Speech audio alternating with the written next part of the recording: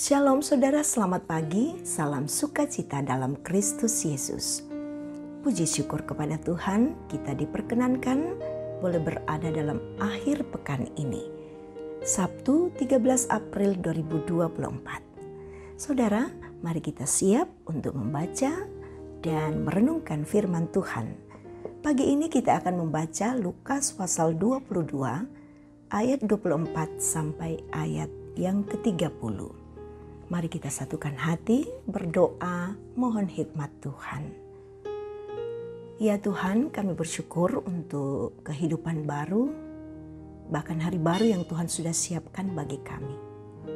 Kami hendak menjalani semuanya Tuhan, tapi kami mau mendasari semua perjalanan hidup dan aktivitas kami hari ini dalam kebenaran-Mu Tuhan. Kami siap membaca dan merenungkan firman-Mu. Dari Lukas pasal 22 ayat 24 sampai ayat 30. Ya Roh Kudus, tolong kami agar kami dapat memahami kebenaran firman dalam hikmat Tuhan. Ampuni dosa kami Tuhan. Bersabdalah, kami siap mendengar. Amin. Lukas pasal 22 ayat 24 sampai ayat 30. Percakapan waktu perjamuan malam. Terjadilah juga pertengkaran di antara murid-murid Yesus. Siapakah yang dapat dianggap terbesar di antara mereka?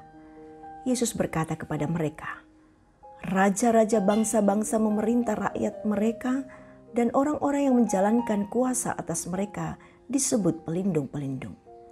Tetapi kamu tidaklah demikian, melainkan yang terbesar di antara kamu hendaklah menjadi sebagai yang paling muda dan memimpin sebagai pelayan. Sebab siapakah yang lebih besar, yang duduk makan atau yang melayani?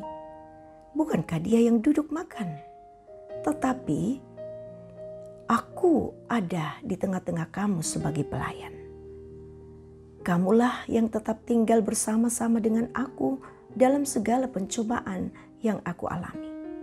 Dan aku menentukan hak-hak kerajaan bagi kamu, sama seperti Bapakku menentukannya bagiku, bahwa kamu akan makan dan minum semeja dengan aku di dalam kerajaanku, dan kamu akan duduk di atas tahta untuk menghakimi ke-12 suku Israel.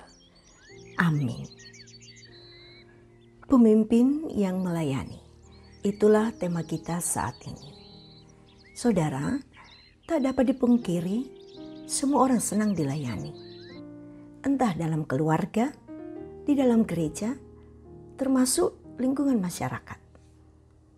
Orang yang dilayani akan merasakan kenyamanan sebab segala sesuatu yang ia perintahkan akan disediakan. Bahkan dalam banyak kasus, ada orang yang haus akan kuasa supaya dapat dilayani banyak orang. Para murid mempertengkarkan mengenai siapakah yang dapat dianggap terbesar di antara mereka.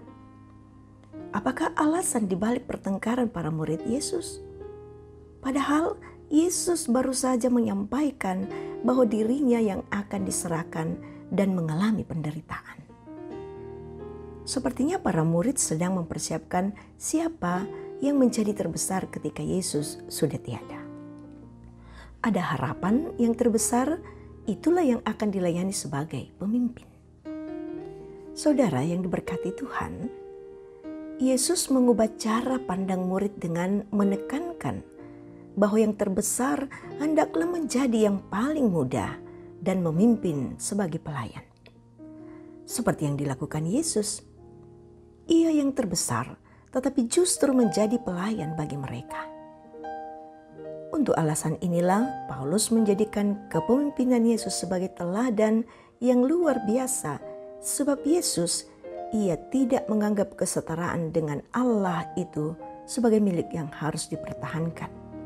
Melainkan ia telah mengosongkan dirinya sendiri dan mengambil rupa seorang hamba dan menjadi sama dengan manusia. Bila kita dianggap memiliki kapasitas dan kemampuan menjadi pemimpin, maka selayaknya tanggung jawab kepemimpinan seharusnya dipakai untuk melayani dengan kerendahan hati dan bukan untuk mencari kenyamanan dan penghormatan yang menguntungkan diri sendiri. Terpuji nama Tuhan. Amin. Mari kita satu dalam doa syukur kita. Ya Tuhan, kami sangat bersuka cita. Kami diperkenankan kembali boleh menyatu dengan Tuhan melalui perenungan firman Tuhan. Kami bersyukur ya Bapa, Engkau mengingatkan kami agar kami tidak mengarahkan hati kami hanya kepada kehendak kami, tetapi jadikanlah kami sebagai seorang yang layak disebut sebagai pelayan Tuhan. Sehingga dengan demikian pikiran kami tidak tertuju kepada siapa yang besar, tetapi siapa yang melayani Tuhan dan sesama. Roh Kudus, tolonglah kami agar semua yang Tuhan inginkan kami dapat mempermuliakan Engkau di dalamnya. Bapa di sorga, kami percaya jika Engkau memberikan kami tanggung jawab sebagai pemimpin, maka kami akan memakainya di dalam pelayanan dan dengan penuh kerendahan hati. Tuhan, kami serahkan seluruh kehidupan kami hari ini. Tuhan menolong kami dan menyertai kami dan memberkati kami dalam segala kondisi kami, baik fisik, mental, dan juga spiritual kami. Roh Kudus tetap bersama-sama dengan kami. Hamba percaya kami semua yang menyatu dalam renungan pagi ini terberkati oleh Tuhan. Ini kami Tuhan yang datang berseru, dengarkanlah dan ampuni dosa kami. Dalam nama Tuhan Yesus kami berdoa. Amin.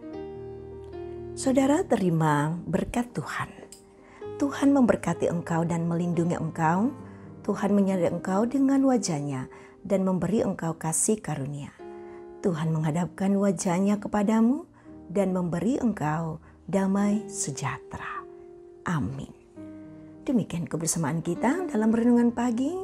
Tuhan Yesus memberkati kita semua.